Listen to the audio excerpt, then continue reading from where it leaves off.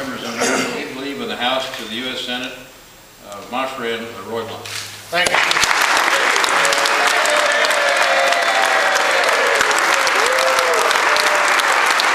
Those 41 seats in the Senate are so important, so critical that we maintain that last balance in the system that otherwise is gone if the Senate slips to a filibuster-proof number, that we just have to win this seat. And my view on day one, right a few days ago, was I am for whoever can win that seat, unless it's me, and if it's me, I want to think about it. And I was very open to it being somebody else. But in this race, at this time, I think I am the person that can do this. The Senate is where the fight is. In fact, 7 weeks ago, I was trying to figure out how, as somebody who was used to being in the middle of the legislative discussion all the time, I could be the most effective member of the House in the minority with the president of the other party. So I've shifted back to the Energy and Commerce Committee, where 70% of the Obama agenda is focused on health care, telecom, the telecommunications issues, the environmental issues. Many of the job-related issues are in that committee. I've taken a seat on the House Select Committee on Intelligence to continue to be involved in our foreign policy views. And thought, well, that's the best place to be in this fight right now. But clearly the fight is in the Senate.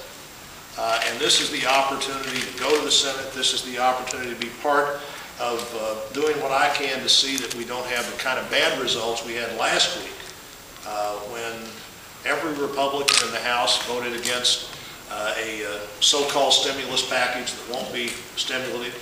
And the 7 Democrats joined us. The bipartisan vote was on our side. And still, the Democrats were easily able to pass a bill that included everything, or everything in there they'd wanted to do at some time during the last 10 years. That $800 billion worth of spending will be $1.2 trillion at the end of the 5 years, once you add the interest in. That's more than we collect in the income tax in any given year. We don't collect $1.2 trillion in the income tax in a given year. It's more than we spend in the entire discretionary budget in a given year, and we don't have a single one of those dollars. That's the kind of thing that happens when Speaker Pelosi and Leader Reid decide we won the election, we're going to write the bill, and we've got a couple of Democrats and Republicans who vote with us, so we're going to do it whenever we want to, however we want to. So those 41 votes matter. I think I bring to this race an established set of principles, a very transparent record in the House, and a commitment to seek bipartisan solutions. And whether it was tax policy, or the Combat Meth Act, or the Charitable Giving Act, or the Foreign Intelligence Surveillance Act, all of those involved bringing Democrats and Republicans together and getting something done. I think those are the issues that are critical to the future of the state, jobs in the economy, what we can do with good tax policy to create good job opportunities, what we can do with energy policy. Last year in the House, I led the House Energy Action Effort, and frankly, the domestic issue that Republicans did the best on last year was a thorough understanding of why we need more American energy, and how foolish it is to continue to send money to other economies rather than to produce our own energy. Healthcare, last couple of weeks ago, I was asked to put together a House task force on healthcare, and so we're bringing people from Republicans, from all of the committees that deal with healthcare together to talk about that issue. National defense, the principal responsibility of the federal government, are all issues that I'm willing to talk to Missourians about, eager to talk to Missourians about, as I am anything else they want to talk about over the course of the next year.